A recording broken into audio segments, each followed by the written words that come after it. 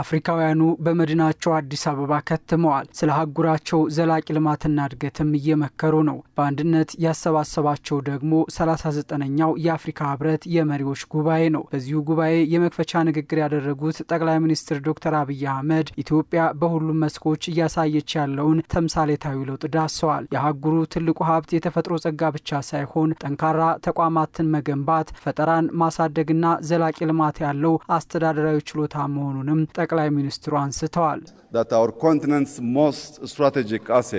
የሀገራችን ስትራቴጂክ ሀብት አውጥተን የምንጠቀመው ብቻ ሳይሆን የምንቀይሰው የምንገነባውና የምናስተዳድረው ጭምር ነው። ራዕይ ወደ ስርዓትና ሀሳብ ሲቀየር እንዲሁም ዘላቂ ተቋማት ሲኖሩ ለውጥ ይመጣል። የአፍሪካን የ2025 የውሃ ራዕይ ስንገነባ ግልጽ በሆነ እውነታ ላይ ተመርኩዘን ሀሳባችን አንጸባርቀናል። ውሃ ከሀብትም በላይ ነው። ውሃ የልማትና የፈጠራ የመረጋጋት መሰረት ነው። ውሃ ከተሞቻችንን፣ እርሻዎቻችንን፣ ጤናችንን እንዲሁም ሰላማችንን ያስተካክላል።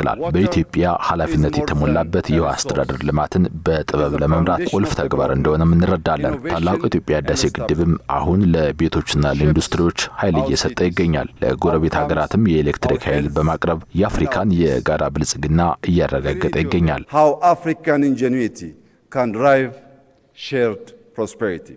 ኢትዮጵያን ለአፍሪካዊ መፍትሄዎችና ለጋራ ብልጽግና ማሳያ መሆኗንም አንስተዋል። የአፍሪካ ኢኮኖሚ በዓለም ላይ በፍጥነት እያደጉ ካሉ ሀገራት ተርታ ይሰለፋል ያሉት ጠቅላይ ሚኒስትሩ የኢትዮጵያ የዚህ ዓመት እድገትም የ10.2 በመቶ ይጠበቃል ብለዋል። In Ethiopia, we expect growth of 10.2% by the end of this year. የኢትዮጵያ ኢኮኖሚ በዚህ ዓመት የ10.2 በመቶ እድገት ያስመዘግባል ተብሎ ይጠበቃል። ኢትዮጵያ ዝቅተኛ ገቢ ካላቸው ሀገራት ተርታ አውጥቶ በምርታማነት በኢንዱስትሪና በፈጠራ ላይ የተመሰረተ ዓለም አቀፍ ተወዳዳሪ ኢኮኖሚ መገንባት ግባችን ነው። እድገት ብቻውን በቂ አይደለም። ትልቁ ሀብታችን ህዝባችን ነው። እንደ አውሮፓውያን አቆጣጠር በ2035 አፍሪካ ከቀሪው ዓለም ድምር በላይ ወጣቶችን ወደ ዓለም አቀፍ የሥራ ገበያ ታሰማራለች። ይህ የስነ ህዝብ እውነታ በዓላማና በእቅድ መመራት ይኖርበታል። ቁጥር ብቻውን ብልጽግናን አያመጣም። Numbers alone will not deliver prosperity. የዜጎችን ተጠቃሚነት ማዕከል ያደረገ የዲጂታል መሰረተ ልማት ግንባታንና አህጉራዊ ትስስርን ለማጠናከርም ስትራቴጂካዊ እርምጃዎችን እየወሰደች መሆኑን ነው ያነሱት። Under Digital Ethiopia 2030 በዲጂታል ኢትዮጵያ 2030 ዕቅድ አማካኝነት የዜጎችን የአገልግሎት አሰጣጥ ማዕከል ያደረገ የዲጂታል መሰረተ ልማት እየገነባ እንገኛለን። በተለይም የፋይዳ ብሔራዊ ዲጂታል መታወቂያን ከዘመናዊ የክፍያ ስርዓቶችና ከብሔራዊ የመረጃ ልውውጥ ጋር በማገናኘት ደህንነቱ የተጠበቀ አገልግሎት፣ ያልተቆራረጠ ግብይት፣ ኃላፊነት የተሞላበት የመረጃ ልውውጥ እንዲኖር በማድረግ ረገድ ኢኮኖሚያችንን ወደፊት እያራመድ እንገኛለን። Responsible data sharing, fostering trust and driving our economy forward.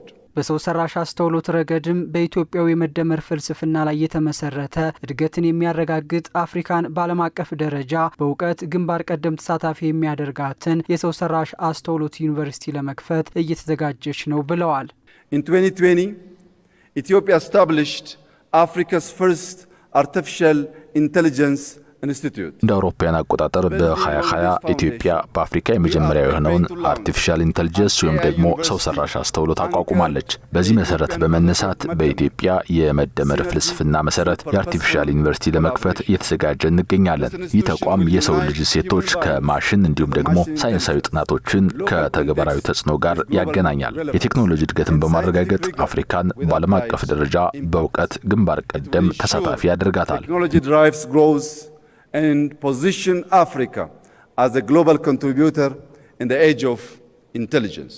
ኢትዮጵያ አፍሪካ የመሪነት ሚናዋን ለመወጣትም በአረንጓዴ አሻራ፣ በአየር ትራንስፖርትና በቴሌኮም አገልግሎት አፍሪካን እያስተሳሰረች ነው ያሉት ጠቅላይ ሚኒስትሩ የህዝብ ቁጥሯን የሚመጥንና እድገቷን የሚያስቀጥል የባህር በር እንደሚያስፈልጋትም ነው ያነሱት። በሰላማዊ ትብብርም የባህር በር ተደራሽነት ማግኘት በአፍሪካ ቀንድ ለዘላቂ መረጋጋትና ብልጽግና መሰረታዊ መሆኑን አጽንኦት ሰጥተዋል። With over 130 million people እንደ ኢትዮጵያ ያለ 130 ሚሊዮን ህዝብ ያላት ሀገር ቀጣይነት ያለው እድገት እንዲኖራት የተለያየ አማራጭ ያስፈልጋታል። ሰላማዊ በሆነ ትብብር አስተማማኝ የባህር በር ማግኘት ለኢኮኖሚያዊ ወደፊት ዕጣ ፈንታችንና ለአፍሪካ ቀንድ ዘላቂ መረጋጋት መሰረታዊ ጉዳይ ነው። Long term stability and prosperity in the Horn of Africa. ዓለም አቀፋዊ አጀንዳዎችን የመቅረጽ አቅም ያለውና ለሁሉም አፍሪካውያን የሚተርፍ ልማትን፣ እድልና ክብርን የሚያረጋግጥ በራሱ የሚተማመንና የተባበረ የአፍሪካ ህብረት እንዲኖር መስራት እንደሚገባም ነው ጠቅላይ ሚኒስትሩ ያሳሰቡት። The moment marks a transition from foundational unity.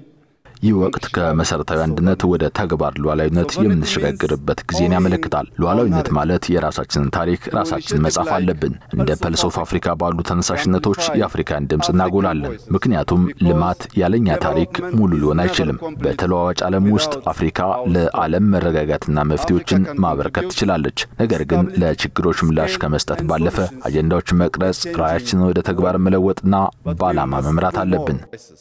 We must shape agendas, turning vision into action and leading with purpose. 39ኛው የአፍሪካ ህብረት የመሪዎች ጉባኤ የውሃ አቅርቦትና አስተማማኝ የንጽህና አጠባበቅ ስርዓትን ማረጋገጥ ለአጀንዳ 2063 መሳካት በሚል መሪ ሐሳብ ነው እየተካሄደ ያለው።